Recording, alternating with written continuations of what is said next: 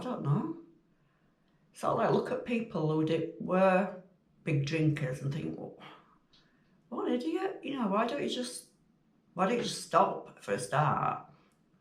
I don't get what your problem is. I couldn't stop because I used to wake up at like 2 o'clock, 2:30 in the morning with withdrawal symptoms. And the only thing that took the withdrawal symptoms away was to have another one of these. So it was like a vicious circle. You go around, try and stop drinking, but you couldn't because of the onset of withdrawals.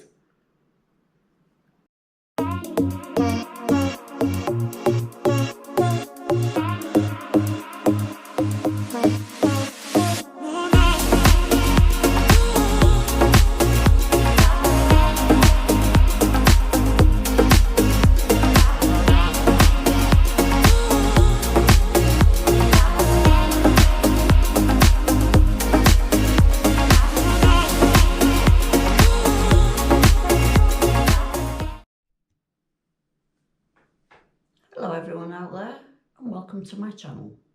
Today I'm going to be talking about a big problem that is a big problem to a lot of people, not just myself, and it's alcohol addiction, alcohol dependency. I've been alcohol dependent for, let's just say, a good 5 years. Mine started really bad in lockdown when coronavirus hit. So my alcohol dependency has been ongoing for the last 5 years, and it's been a roller coaster of more negatives than positives. It's been a basic nightmare, to be honest. Not proud of being alcohol dependent. When I was younger, in my 20s, I was a massive health freak, going to the gym, watching what I ate, barely drank anything. It's all like, I don't know. Sort of like look at people who were big drinkers and think, well, what an idiot, you know, why don't you just stop for a start? I don't get what your problem is, and that was me when I was in my 20s. But now I'm 58 years old. I'm one of them that used to sort of like say, just stop. But it's not that easy. Not that easy. Once that alcohol gets a grip of you, it's just a downward spiral, and it's like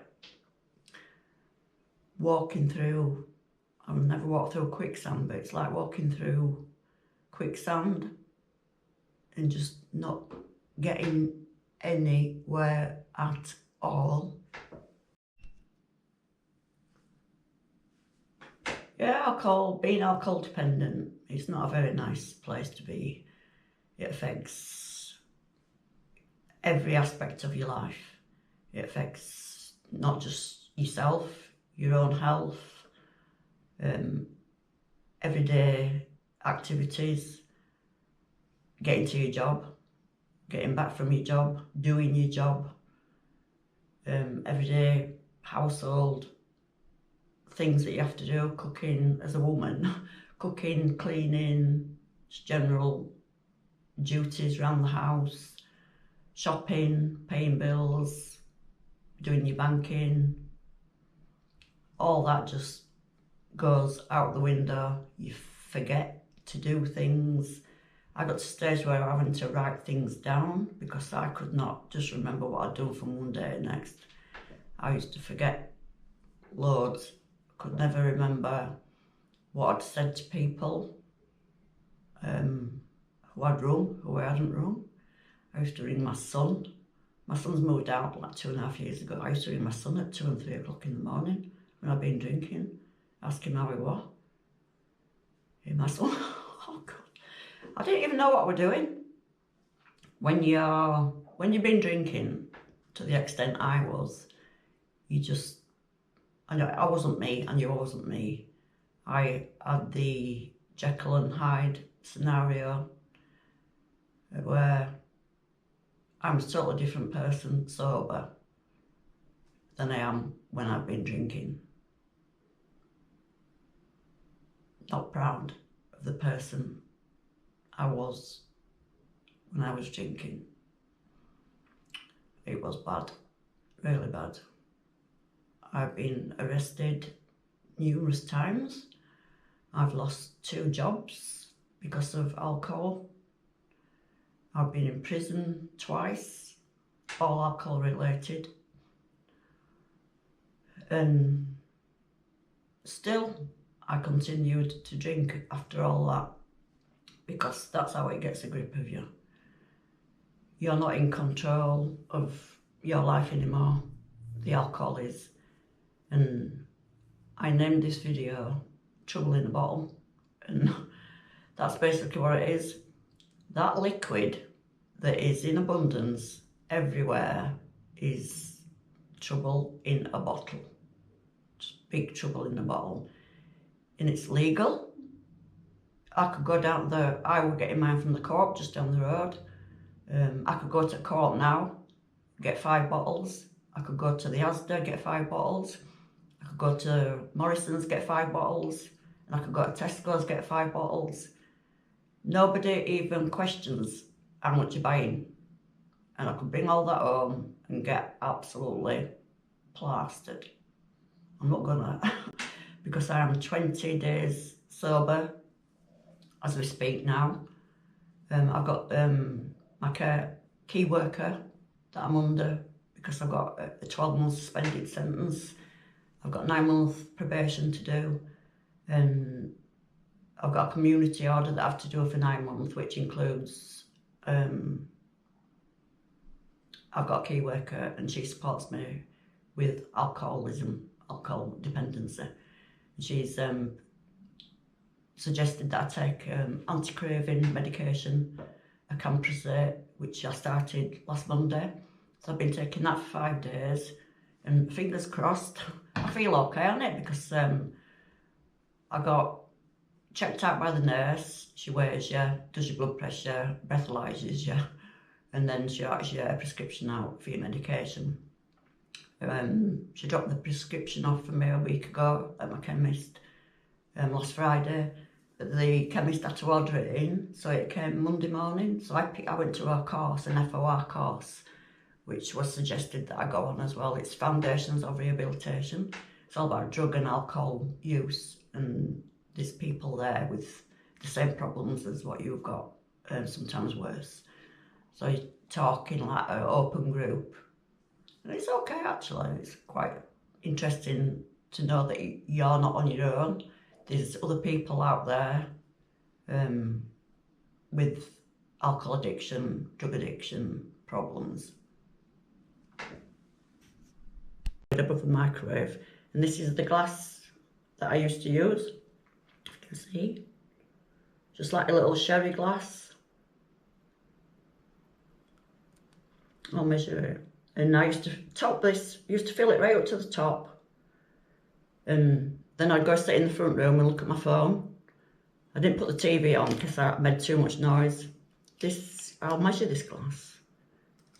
It measuring 2 3/4 inches.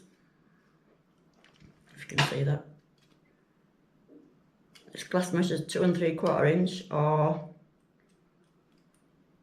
7 centimetres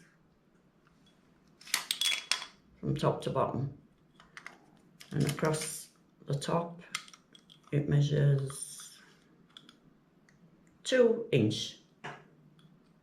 And I used to fill that up to the top with gin, and I'd go in the front room, look at my phone, just randomly look at stuff on the internet, and drink it. I wasn't not the sort of drinker just to down it in one. I'd sip it bit by bit by bit until I'd stop shaking. One was never enough. I usually had to have another one, 2 or 3, but because I never used to down it in one, I used to sip it, so this would take up like maybe two and a half hours. I'd be sat there looking at my phone and thinking I was being really quiet, but I wasn't. I used to wake my husband up, and I wasn't working at the time, so I used to wake him up, and he'd be quite bad-tempered because he had to go to work in the following Monday. I used to think I was being quiet, but I wasn't. I was making a right bloody row. I used to think I was being quiet, crying out loud. And he used to come in and say, "What are you doing, Wyatt? I come into bed," you know, like a stern voice.